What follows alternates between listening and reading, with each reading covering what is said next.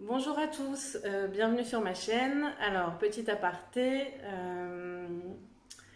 désolée à Alex qui est tombé sur ma vidéo sur l'amour.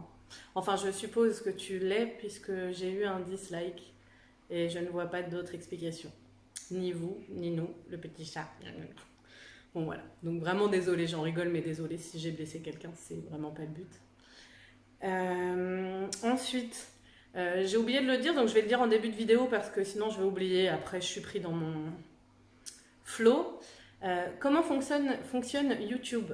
Donc, si vous pouvez liker si ça vous a plu, faites-le parce que du coup, ça modifie l'algorithme et ça permet que la vidéo soit visible pour plus de monde. Si vous pouvez commenter, ça, je ne sais pas si ça fait quelque chose sur l'algorithme, mais ça fait quelque chose sur moi. Et du coup, ça me permet de mieux palper ce que j'apporte, éventuellement modifier, rajouter, enfin voilà. Donc c'est positif et puis ça me fait du bien, c'est tout. Donc voilà. Partagez aussi pour qu'elle soit plus visible si vous voulez et vous abonner en... Alors je fais genre il y a la cloche mais je vais pas faire le... Alors on imagine. Et cliquez sur la cloche. Voilà, bon bref. Euh, Parenthèse fermée et let's go dancing. Donc le sujet, donc vous le connaissez, j'ai envie de vous parler du mental vs l'émotionnel. Ok. Alors, ce que j'ai envie de vous dire, c'est que souvent, quand on vit une situation, euh, on a le cœur et la raison. En gros. Le cœur, on se sent appelé. En fait, c'est plus fort que nous. On a envie, ça nous émoustille. C'est... Et la raison, elle dit, oula, ça sent pas bon. La situation, elle est comme ci, comme ça, comme ça, comme ça. Ça, il est comme ci, il est comme ça va aller là, nanani. Non, franchement, tu vas te manger les dents. Et voilà.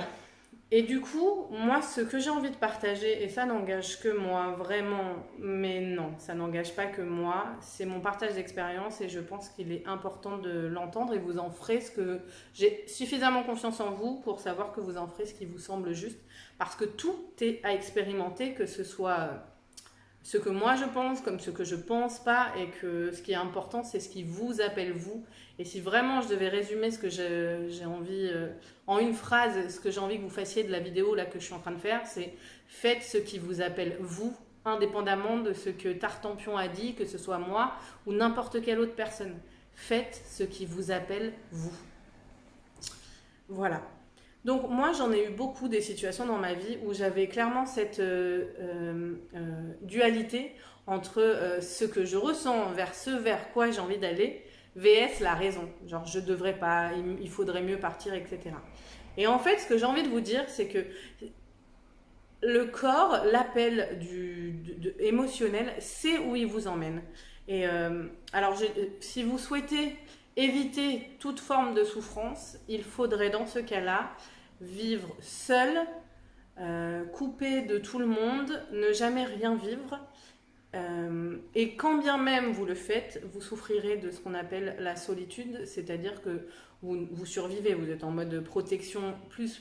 Donc ça marche pendant un temps et des fois c'est nécessaire, style après une période de deuil, on vient de perdre quelqu'un qu'on aime, perdre dans le sens décédé, euh, on a besoin, enfin c'est une phase.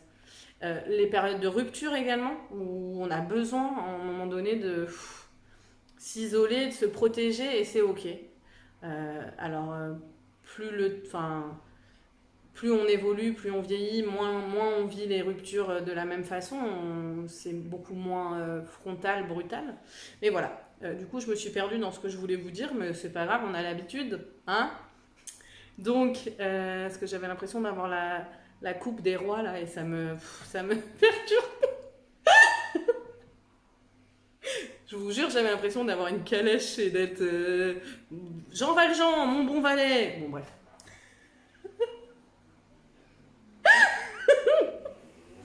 Pardon. Donc, je sais plus où j'en étais, mais ce que je voulais vous dire, du coup, c'est que quand vous êtes appelé quand vous êtes appelé de façon intense, au-delà de la raison, je crois que la solution, Et c'est de la vivre, cette expérience, parce qu'elle vient vous dire quelque chose. Alors, je ne vous dis pas que vous en souffrirez pas. Je vous dis pas que ça va pas être douloureux et que... Mais ce que je vous dis, c'est que, en fait, quand on a un appel d'une expérience, c'est pas pour rien, en fait. C'est parce que c'est cette expérience-là. Vous vous souvenez quand je vous parlais du trou avec l'échelle là? C'est cette expérience-là, là, quand vous allez la vivre, au moment où vous allez être dans cette espèce de trou, que vous allez pouvoir basculer sur plus haut. Mais si vous ne l'aviez pas vécu, vous n'auriez pas pu. Pas su, vu. Qui a vu, verra. Bon, voilà. Donc, pour ma part, il faut le vivre. Voilà. Il faut le vivre parce que c'est ce qui vous appelle dans vos tripes. Vous voyez cet appel à l'intérieur là qui vous... Peut-être ce sera une erreur, peut-être ce sera pas constructif. Ça dépend de quel niveau on se place. Quand je vous dis ce sera peut-être une erreur, si par exemple, je sais pas moi, vous êtes en couple. Allez, je vais donner un exemple. Vous êtes en couple et puis vous êtes attiré par quelqu'un. Je ne parle pas d'attraction sexuelle uniquement. Je parle vraiment d'une attraction, de quelque chose qui... Ça prend tout l'ensemble. Je vous donne cet exemple-là.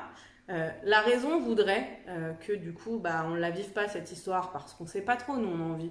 On est dans une construction, ça se trouve c'est un truc qui va être éphémère, etc. Mais en fait, pour moi, quand il y a ce genre de choses qui se produisent, c'est jamais pour rien. Quand je repense à mes expériences passées et quand j'ai ressenti ce truc-là, j'ai pas forcément été. J'ai pas y été.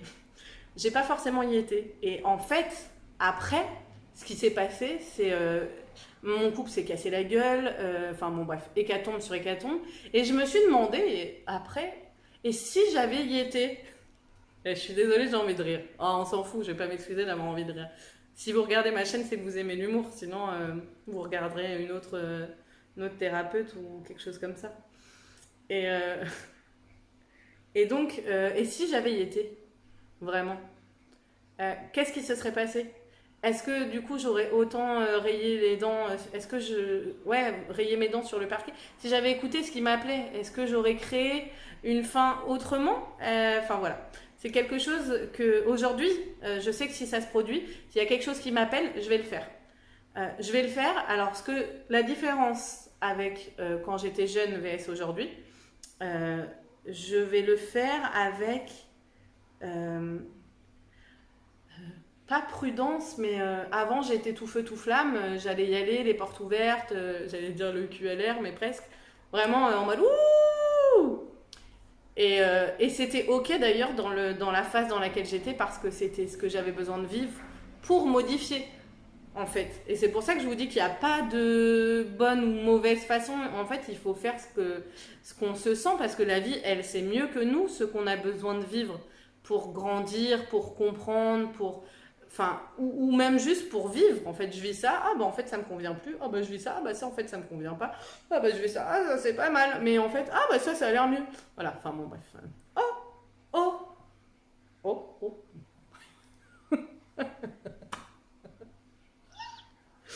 Donc voilà. Qu'est-ce que je vous disais? Je sais plus. Je ne sais plus. Ce que je vous disais, c'était de vivre... Ouais, enfin bon, bref, je sais plus, mais vivez ce que vous avez à vivre de la façon dont ça vous appelle. Si ça vous appelle à y aller les portes grandes ouvertes, allez-y les portes grandes ouvertes. C'est l'expérience qui va vous faire comprendre comment les fermer, ces vannes. C'est pas en cherchant mentalement à anticiper avec votre tête de comment je peux y aller en étant tout en sécurité? Comment je pourrais faire pour que... En fait, c'est en le vivant dans l'instant que vous allez savoir. Là, je vis une situation, ça me plaît, mais de l'autre côté, ça m'angoisse. Ok, alors comment je pourrais, là, tout de suite, dans cette situation, faire en sorte que... comme ça. Donc, je vais parler avec la personne et je vais faire en sorte que ce soit comme ça. Et puis après, comme ça. Et puis... Voilà. Mais si vous y allez avant en vous faisant un espèce de stratagème de j'y vais comme ça, machin, nana, vous n'êtes pas naturel, vous n'êtes pas authentique, vous n'êtes pas vous. Vous essayez vous essayez de vivre le truc tout en mettant du mental, du rationnel, du raisonnable. Il n'y a rien d'authentique, il n'y a rien de vivant, quoi. Il n'y a rien de... Ça sert à rien. En fait, ça sert à rien de vouloir être à l'étape d'après. C'est un peu ce que je reproche à la spiritualité telle qu'elle est enseignée aujourd'hui par les mouvements, je sais même pas si c'est New Age ou pas New Age, mais par certains mouvements qui me dérangent, qui voudraient qu'on veuille toujours être à l'étape d'après, être là, à la fin, là où on aurait dû être, plutôt que d'accueillir, d'accepter ce qu'on vit là. Pourquoi pourquoi la souffrance elle serait pas expérimentée? Bien sûr que c'est pas agréable. Pourquoi on n'aurait pas le droit d'être en colère? Pourquoi c'est une mauvaise émotion, la colère? Pourquoi on peut pas la vivre? Mais qui a dit ça en fait? À quel moment qui on est déjà?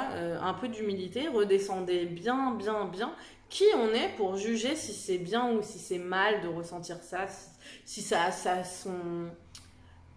sa place ou si ça n'a pas sa place, mais si c'est là, mais la colère, mais heureusement qu'elle existe, la colère, les gens qui se rebellent, qui font évoluer les choses, le fait de mettre des limites, de dire stop, bien sûr que c'est important. Alors je dis pas qu'il y a que la colère qui permet de dire stop, je dis juste que l'émotion qui vient à ce moment-là, elle est là, elle n'a pas à être remise en question, personne n'a le droit, ni vous, ni nous, le petit chat, ni vous, ni nous, de la juger.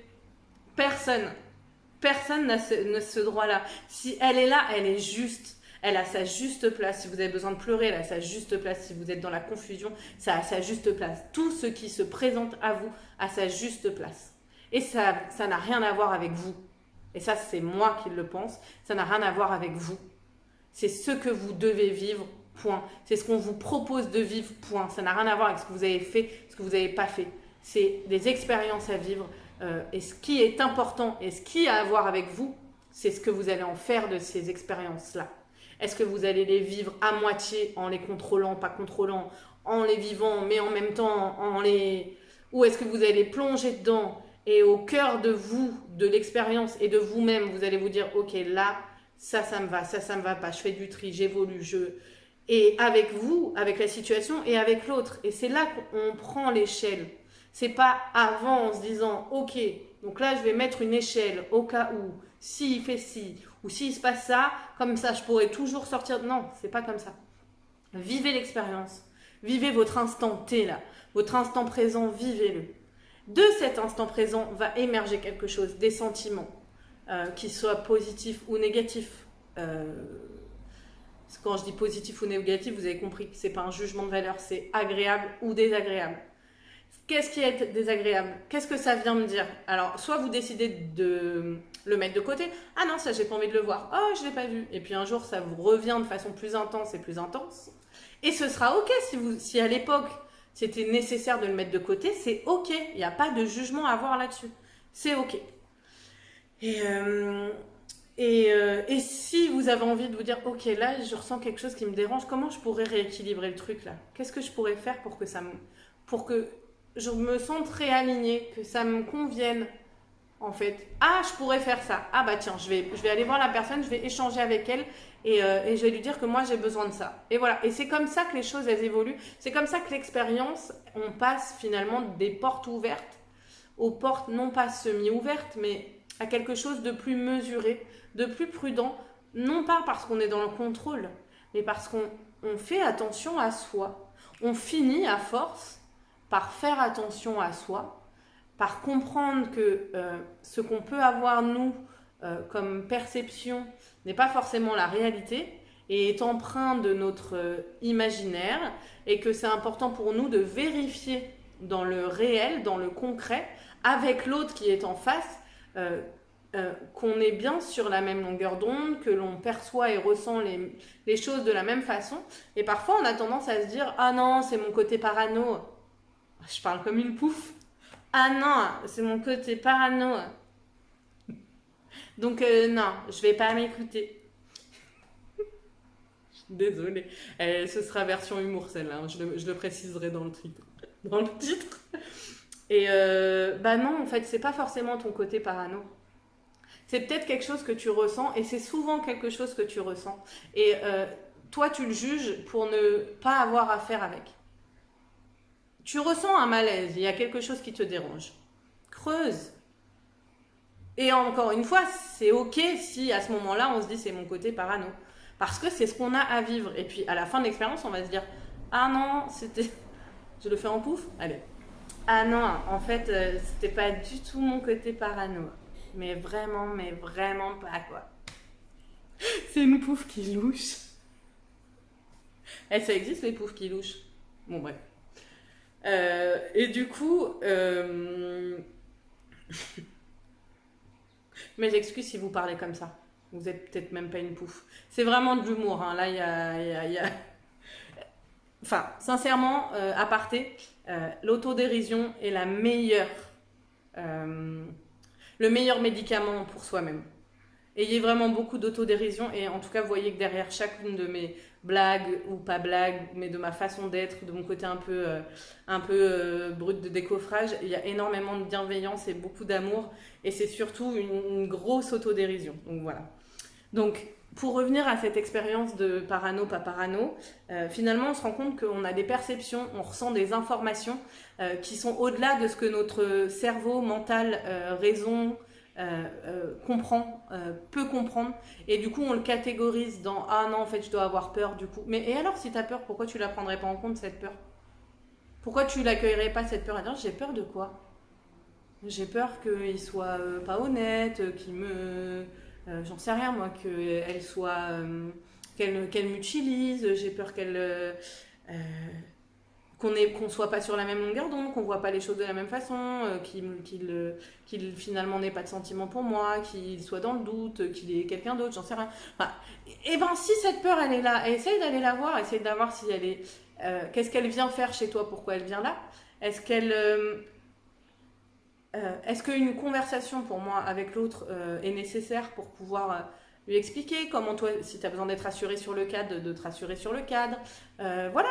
Et comme ça, tu verras à ce moment-là si c'est une peur ou si c'est une réalité, si c'est une information que tu ressens finalement et qui n'est pas en lien avec ce qui est en train de se passer. Personnellement, dans mon expérience, tout ce que j'ai ressenti, c'était des informations que j'avais, que je ne voulais pas forcément comprendre, entendre, voir, mais je les avais. Je les avais et ça sortait de façon complètement irrationnelle. Des fois, je disais quelque chose, je ne savais même pas que j'allais dire ça. Un jour, j'ai dit donc pour mon premier amour, je lui ai dit de toute façon, je sais que tu me trompes. Vous imaginez bien que si je savais qu'il me trompait, je lui aurais pas dit de toute façon, je sais que tu me trompes. Allez, bonne journée, à ce soir. Je lui ai dit sans moi-même savoir que j'allais lui dire ça. Et j'ai pas compris d'ailleurs, enfin même moi je me suis pas sentie, voilà, vraiment c'est sorti tout seul. Vraiment sans réflexion, sans rien. C'était pas ni un test pour prêcher le faux pour savoir le vrai. Moi-même, je savais pas 2 secondes avant que j'allais sortir cette phrase. Et il s'est avéré, en discutant avec mon premier amour après, que le jour où j'ai dit ça, l'histoire commençait. Donc il y avait une partie de moi qui le savait. Et oui, c'était là depuis le début. Bon, voilà. Pardon. Donc voilà. Je termine. Ce que je veux vous dire. Je pense qu'on a tendance à se dénier soi-même. Que le grand problème qu'on a, c'est que comme on est bourré de... On nous a catalogué des émotions qui sont bien, pas bien, celles qu'on doit vivre, pas vivre. On les fout quelque part où on ne peut pas les regarder, on les enterre quelque part à l'intérieur de nous. On les fout. On n'a plus accès. Mais elles sont là, les peurs sont là, les blessures sont là, la parano, pas parano, tout ce que vous voulez, c'est quelque part. Et qu'à un moment donné, dans sa vie, il va falloir l'ouvrir la boîte de Pandore, là, ou la clé, ou ce que vous voulez. Cette boîte-là, là, il va falloir l'ouvrir et aller petit à petit se dire, bon, ok, là, j'en ai marre, bon quoi, ok. Et l'expérimenter, ce truc. Parce que c'était sans doute nécessaire à ce moment-là, parce que vous n'aviez pas les clés, vous n'aviez pas les armes. Et vraiment, je le répète encore, il n'y avait aucun jugement à avoir sur ce que vous avez fait. Vous avez toujours fait du mieux que vous pouviez dans chaque situation. Toujours. Du mieux que vous pouviez à l'époque dans chaque situation. Bien sûr que si vous regardez la situation aujourd'hui, vous en auriez peut-être une autre lecture, une autre façon d'agir. Mais c'est grâce à ce que vous avez vécu de cette façon-là à l'époque qu'aujourd'hui vous êtes capable de le voir autrement. Donc vraiment avec beaucoup d'amour à vous dire merci. En fait, je me suis permis de... Et cette boîte-là, quand vous allez la prendre en charge, c'est pas la peine encore de vous encombrer de pourquoi j'ai pas pris cette boîte en charge avant, j'aurais dû, nanani. C'était pas le moment où vous faisiez du mieux que vous pouvez. Si la boîte, elle apparaît à vos yeux maintenant, c'est que c'est maintenant. Et peut-être que vous pourrez pas traiter l'intégralité de la boîte et ce sera ok. Et en fait, ce que j'ai envie de vous dire, c'est que les expériences de vie, c'est comme si cette boîte-là, chaque expérience de vie, c'était une façon de libérer un truc de la boîte. Donc en fait, il n'y a même pas besoin de réfléchir à dire oui, qu'est-ce qu'il faudrait, qu'est-ce qu'il pourrait, j'aimerais bien, comment je pourrais faire pour... En fait, il n'y a pas besoin. La clé, c'est de vivre. Vivez votre vie. La vie, elle sait très bien ce qu'elle vous amène et pourquoi. Pas besoin de chercher à cérébraliser tout, savoir quoi. Ah là là, je me suis fait mal aux pieds, qu'est-ce que ça veut dire, nanani. C'est... La masturbation cérébrale, et il y a juste un moment donné où vivez l'expérience qu'on vous propose. Avec vos tripes, vivez-la. Vivez-la. Il y a quelqu'un que j'apprécie beaucoup qui m'avait dit que dans la Bible, je crois, alors j'ai peut-être déformé, que Jésus avait dit quelque chose du style je vomis les tièdes. Les tièdes, c'est les gens un peu qui sont, comme je vous dis là, je suis entre deux eaux. C'est pas oui ou non, c'est pas franc du collier, c'est pas clair, c'est pas oui je la vis, oui je suis une déglingo, ou non je suis pas un déglingo et voilà. Assumez qui vous êtes. Je me suis énervée. Assumez. Attention, hein. Oulouloulou. Assumez qui vous êtes. Assumez si là vous êtes tétanisé par la peur, vivez le tétanisement par la peur. Et si vous êtes pris par vos émotions, vivez-les. Vivez vos tripes. Et pendant le voyage, surtout, si je peux vous donner un conseil dans votre expérience, et je pense qu'il y a ça à retenir, jaugez-vous. Jaugez-vous, genre, ça me va pas, je ressens quoi, qu'est-ce que je pourrais... Voilà, juste, soyez en conscience à l'intérieur de vous, dans votre corps, dans vos émotions, dans votre conscience spirituelle, dans votre mental, tout ce qui se passe. Laissez-le être et essayez de, un peu comme si vous aviez 4 personnes à l'intérieur de vous, moi j'en ai au moins 4, hein, j'assume, et faites une réunion et essayez d'aligner tout ça, dire bon, lui il veut ça, lui il veut ça, lui il veut ça et elle veut ça. Qu'est-ce qu'on fait? Ça vous va les gars? Top là? Allez, c'est parti, on y va, on a changé. Voilà, c'est vraiment ça. Mon conseil est là. Mon conseil n'est pas dans essayer de vous préserver avec le mental. Dire oh là là, je vais pas aller là-bas, il faudrait plutôt que je roule à 40 parce que si je roule à 45... et qu'il y a des policiers qui machin. Et si là, tu as juste envie de faire un sprint et de te dire je le vis ce sprint. Là ce que j'ai dans mes tripes, c'est que j'ai envie de prendre cette ligne droite à fond. Et ben prends-la à fond. Tu mesureras les conséquences de ce que tu fais. Tu as envie de le faire? Fais-le. Je vous dis pas de vous suicider, hein. Attention, hein. Je suis sérieuse, les gars. Je vous vois, hein. C'est pas ce que j'ai dit. Ce que je dis, c'est... arrêtez de... Vivez les choses à fond. Mettez-vous d'accord avec vous-même. Gardez les protections nécessaires. Je veux dire, on va reprendre l'exemple du sprint. Je fais mon sprint. J'ai pas envie de mourir quand même. Donc je vais faire à un endroit où il n'y a pas de voiture. Si je vais mettre les protections, le masque, le machin, qui sont suffisants, nécessaires. Je vais aller sur un rallye parce qu'au moins j'aurai les conditions. Et j'y vais. Et pour moi, c'est ça qu'on doit apprendre à faire. C'est pas de mentaliser, de se dire non, il faudrait. La raison voudrait que. La spiritualité voudrait que. Le mental voudrait que. Le cœur voudrait que. Mais toi, qu'est-ce qui t'appelle là? Et ben, s'il y a plusieurs trucs qui t'appellent, tu fais comme je t'ai dit. Vous faites une réunion de famille le soir, parce que sinon les gens vont vous prendre pour des tarés, et vous vous mettez d'accord. Et voilà. Voilà ce que j'avais envie de vous apporter sur ce sujet de mental vs cœur, ou le cœur vs raison, je sais pas. Mais pour moi, dans mon expérience de vie, plus je cherche à mentaliser, et moins ça fonctionne. En fait, le mental, il intervient en second temps, pas en premier. Je sais pas si vous vous rappelez quand je disais les différents corps de conscience. Alors, je sais plus c'est quoi le bon schéma, mais moi, je sais que le mental, il doit pas intervenir en premier lieu. Sinon, il ne me convient pas. Ce qui est important, moi, c'est de vivre l'expérience de ce qui m'anime, de ce qui m'appelle. Et après, j'en mets du mental. c'est pas le premier truc qui interagit chez moi et c'est pas ce qui me rend heureuse. Parce que si je le mets en premier, je suis dans des mécanismes de protection, je suis pas authentique, je suis pas moi-même. Et j'avais envie de partager ça avec vous parce que je pense qu'on le vit tous ça, quand on a une décision à prendre ou quelque chose qui nous appelle. On a toujours ces différentes parties de nous-mêmes qui sont pas d'accord et qui s'engueulent. Arrête, bah non, mais on avait dit. Bah si. Oh, parce que. Et à quel moment? Ah non, parce que. Bon, voilà. Vous voyez? Vous voyez ce genre de choses? Et ben, c'est important de pouvoir remettre de l'ordre. Et pour moi, l'alignement parfait, et j'en reviens à ça, c'est quand l'âme, pour moi, son premier vecteur, son premier élan, ça va être le cœur, les émotions. Et c'est la première chose qui va...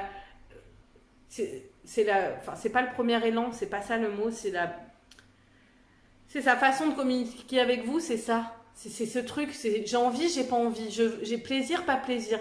Ça m'appelle pas. Ça m'envahit pas. Enfin, des fois, on va vous faire une proposition, ouais, je sais pas, ça te dirait d'aller marcher en randonnée à tel endroit, c'est où ça va être ouvert ou ça va être fermé.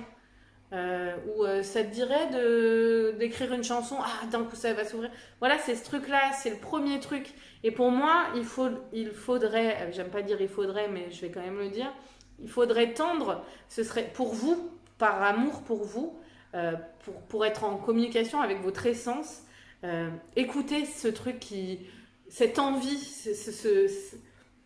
cette chose qui vous appelle, qui vous fait plaisir, qui vous rend heureux, même si derrière il y a tout un tas de peurs. Ça, c'est en deuxième temps. Je sais qu'il faut que j'aille par là. Après, je vais voir comment je peux procéder pour y aller avec... J'ai le droit d'avoir peur, mais ça ne doit pas m'empêcher de le faire. Donc, ça ne doit pas m'empêcher de vivre. Donc, comment je peux le vivre? Je le vis. Déjà, je décide de le vivre. Et après, comment je peux le vivre pour que ça me soit pas du kamikaze, pas de l'auto-suicide, pour que je puisse quand même me préserver un minimum, me respecter, parce que c'est même pas me préserver, c'est me respecter, faire en sorte que ma sécurité intérieure, elle soit toujours, peu importe ce que je vis, elle soit là, elle soit structurée. Et si elle est déstructurée, déstabilisée, je prends le temps d'analyser, de décortiquer, et je reprends la route en ayant fait les modifications pour que elle ne bouge pas, cette structure. Voilà, je pense que je vous ai tout dit sur ce que j'avais envie de vous partager. Je vous remercie pour les messages que vous m'envoyez. Je vous remercie de me faire confiance. Je vous remercie d'être de plus en plus nombreux. Je vois que j'ai des abonnés chaque jour que je connais pas. Et je vous remercie de m'avoir suivi. J'espère pouvoir vous apporter tout mon éclairage. Et je vous remercie de commenter si le cœur vous en dit. Bonne journée à vous.